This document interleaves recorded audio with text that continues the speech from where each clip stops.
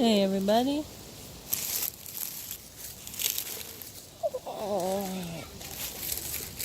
I'm gonna finish reading here. Figured wherever I am, I can do it. Hope you guys enjoy the view. Sorry it's been a little while. I'm glad to say, okay, we're just starting on the middle of chapter 3, where we left off. I'm glad to say that I've heard that some Buddhist centers are beginning to apply Buddhist principles socially. For example, I believe that in Australia there are Buddhist centers which are establishing hospice and helping dying people and caring for patients with AIDS. I've also heard of Buddhist centers involved in some form of spiritual education in prison, where they give talks and offer counseling. I think those are great examples. It is, of course, deeply unfortunate when such people, particularly prisoners, feel rejected by society. Not only is it deeply painful for them, but also, from a broader point of view, it is a loss for society. We are not providing the opportunity for these people to make constructive social contributions when they actually have the potential to do so. I therefore think it is important for society as a whole not to reject such individuals, but to embrace them and acknowledge the potential contribution they can make. In this way, they will feel they have a place in a society and will begin to think that they might perhaps have something to offer. The next verse reads, "When others out of jealousy treat me wrongly with abuse, slander, and scorn, may I take upon myself the defeat and offer to others the victory." The point that is made here is that when others provoke you, perhaps for no reason or unjustly, instead of reacting in a negative way, as a true practitioner of altruism, you should be able to tolerant towards them. You should remain unperturbed by such treatment. In the next verse, we learn that not only should we be tolerant of such people, but in fact we should view them as our spiritual teachers. It reads, "When someone whom I have helped, or in whom I have placed great hope, mistreats me in extremely hurtful ways, may I regard him still as my precious teacher." Hopefully the wind's not too loud. It is windy here.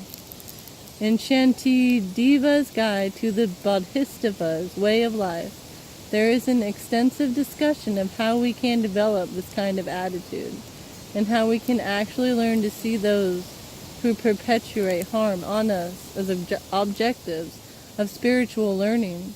And also, in the 3rd chapter of Chandrakuri's Entry to the Middle Way, there are profoundly inspiring and effective teachings on the cultivation of patience and tolerance. The 7th verse summarizes all the practices that we have been discussing. It reads, "In brief, may I offer benefit and joy to all my mothers, both directly and indirectly. May I quietly take upon myself all hurts and pains of my mothers." This verse presents... Alright, there's leaves all over me. This verse presents a specific Buddhist practice known as the practice of giving and taking. And it is by means of the visualization of giving and taking that we practice equalizing and exchanging ourselves with others. Exchanging ourselves with others should not be taken in the literal sense of turning oneself into the other and the other into oneself. This is impossible anyway. What is meant here is a reversal of the attitudes one normally has towards oneself and others. We tend to relate to this so-called self as a precious core at the center of our being, something that is really worth taking care of, to the extent that we are willing to overlook the well-being of others. In contrast, our attitude towards others often resembles indifference. At best, we may have some concern for them, but even this may simply remain at the level of a feeling or an emotion. On the whole, we are indifferent towards others' well-being and do not take it seriously. So the point of this particular practice is to reverse this attitude so that we reduce the intensity of our grasping and the attachment we have to ourselves, and endeavor to consider the well-being of others as significant and important. When approaching Buddhist practices of this kind, where there is a suggestion that we should take harm and suffering upon ourselves, I think it is vital to consider them carefully and appreciate them in their proper content. What is actually being suggested here is that if in the process of following your spiritual path and learning to think about the welfare of others, you are led to take on certain hardships or even suffering, then you should be totally prepared for this. The texts do not imply that you should hate yourself or be harsh on yourself or somehow wish misery upon yourself in a masochistic way. It is important to know that this is not the meaning. Another example we should not misinterpret is the verse in a famous Tibetan text which reads, "May I have the courage, if necessary, to spend eons and eons, innumerable lifetimes, even in the deepest hell realm."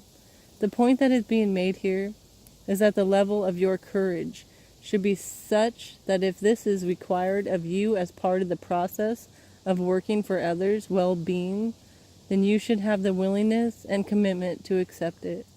A correct understanding of these passages is very important, because otherwise you may use them to reinforce any feelings of self-hatred, thinking that if the self is the embodiment of self-centeredness, one should banish oneself into oblivion. Do not forget that ultimately the motivation behind wishing to follow a spiritual path is to attain supreme happiness. So just as one seeks happiness for oneself, one is also seeking happiness for others, even from a practical point of view. For someone to develop genuine compassion towards others, first he or she must have a basis upon which to cultivate compassion, and that basis is the ability to connect to one's own feelings and to care for one's own welfare. If one is not capable of doing that, how can one reach out to others and feel concern for them? Caring for others requires caring for yourself. The practice of Tonglen, which is the practice of giving and taking, encapsulates the practice of loving kindness and compassion. The practice of giving emphasizes the practice of loving kindness, whereas the practice of taking emphasizes the practice of compassion. Shantideva suggests an interesting way of doing this practice in his guide to the Bodhisattva's way of life. It is a visualization to help us appreciate the shortcomings of self-centeredness and provide us with methods to comfort it. On one side, you visualize your own normal self, the self that is totally impervious to others, well-beings, and an embodiment of self-centeredness. This is the self that only cares about its own well-being, to the extent that it is often willing to exploit others quite arrogantly to reach its own ends. Then, on the other side, you visualize a group of beings who are suffering with no protection, and no refuge. You can focus your attention on specific individuals if you wish. For example, if you wish to visualize someone you know well and care about and who is suffering, then you can take that person as a specific object of your visualization and do the entire practice of giving and taking in relation to him or her. Thirdly, you view yourself as a neutral third person or impartial observer who tries to assess whose interest is more important here. Isolating yourself in the position of neutral observer makes it easier for you to see the limitations of self-centeredness and realize how much fairer and more rational it is to concern yourself with the welfare of other sentient beings. As a result of this visualization, you slowly begin to feel an affinity with others and a deep empathy with their suffering, and at this point you can begin the actual meditation of giving and taking. In order to carry out the meditation on taking, it is often quite helpful to do another visualization. First, you focus your attention on suffering beings and try to develop and intensify your compassion towards them, to the point where you feel that their suffering is almost unbearable. At the same time, however, you realize that there is not much you can do to help them in practical sense. So in order to train yourself to become more effective with a compassionate motivation, you visualize taking upon yourself their suffering, the causes of their suffering, their negative thoughts and emotions, and so forth. You can do this by imagining all their suffering and negativity as a stream of dark smoke, and you visualize this smoke dissolving into you. In the content of this practice, you can also visualize sharing your own positive qualities with others. You can think of any meritorious actions that you have done, any positive potential that may lie in you, and also any spiritual knowledge or insight that you may have attained. You send them out to other sentient beings so that they too can enjoy their benefits. You can do this by imagining your qualities in the form of either a bright light or a whitish stream of light which penetrates other beings and is absorbed into them. This is how to practice the visualization of taking and giving. Of course, this kind of meditation will not have a material effect on others because it is a visualization. But what it can do is help increase your concern for others and your empathy with their suffering, while also helping to reduce the power of your self-centeredness.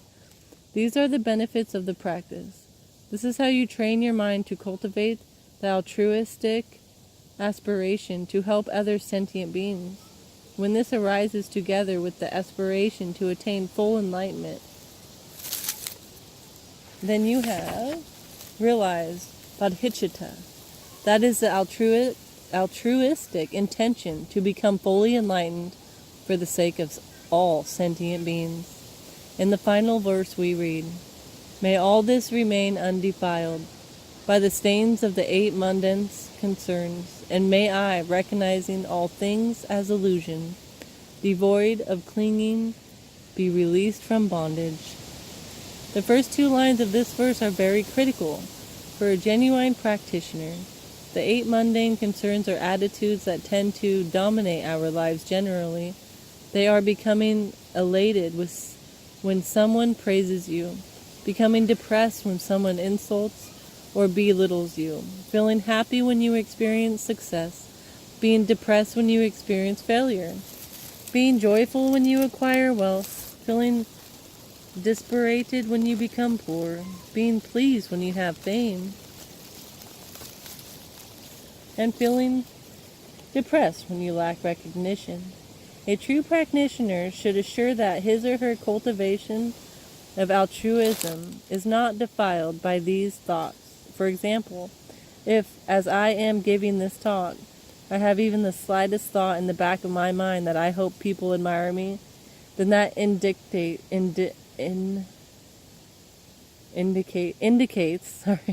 that my motivation is defiled by mundane considerations, or what the Tibetan call the 8 mundane concerns.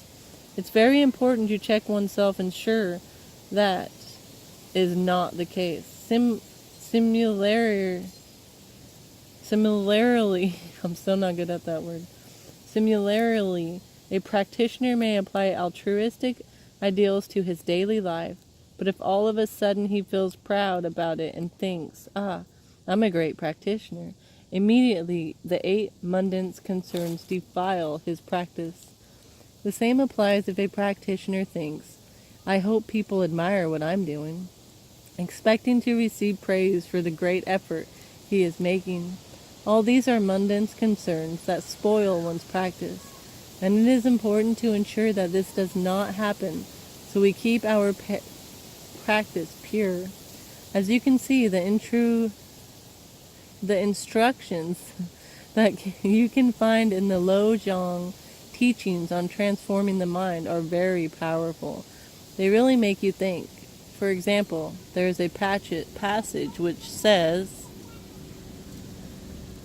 "May I be gladdened when someone belittles me, and may I not take pleasure when someone praises me."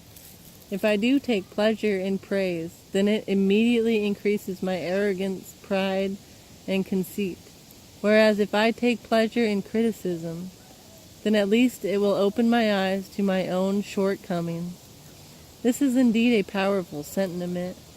Up to this point, we have discussed all the practices that are related to the cultivation of what is known as conventional bodhisattva, the altruistic intention to become fully enlightened for the benefit of all sentient beings.